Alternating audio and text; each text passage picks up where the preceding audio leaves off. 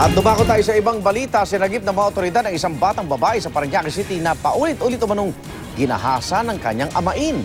Pero ang nanay ng biktima hindi kumbinsidong pinagsamantalahan ng kanyang anak. Darito unang balita ni Von Aquino.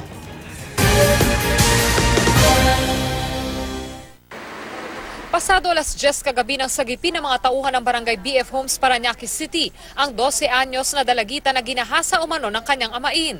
Kwento ng dalagita, 3 beses na raw siyang ginahasa ng suspect na nagsimula noon pang 10 taong gulang siya.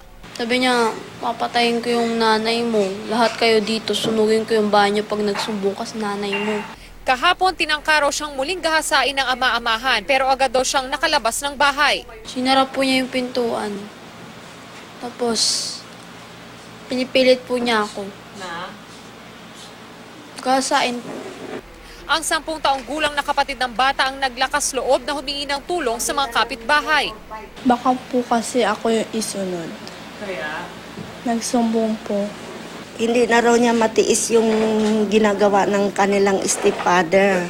Naawa ako sa bata. Pagka wala yung mama niya, nakikita ng isang nakakabatang kapatid na sinasarado yung pinipilit palagi nito. Tututukan namin ng kaso, dadalhin namin sa korte ito. Ang ina ng biktima nakipagtalo pa sa Barangay Kagawa dahil hindi pa raw siya kumbinsido na ginahasa nga ang kanyang anak. Hindi po lagi ko po talaga yan nababantayan, sir. Hindi naman lagi nababantayan yung anak mo nang isasabi. Bakit naman ho sasabihin ng anak nyo na ni-rape siya? Hindi ko nga po alam, ma'am eh.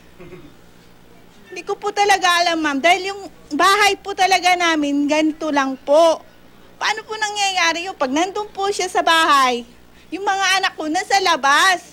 Todo tanggi naman ang suspect. Wala ma'am, walang nangyari. Malaman nga yan ma'am sa medical legal kung totoong na may nangyari doon sa bata eh.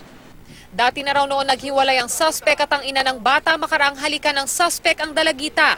Parang nami-miss ko lang yung bata, nagbakasyon kami noon. Pag-uwi namin dito sa kasi naiwan yan sila dito.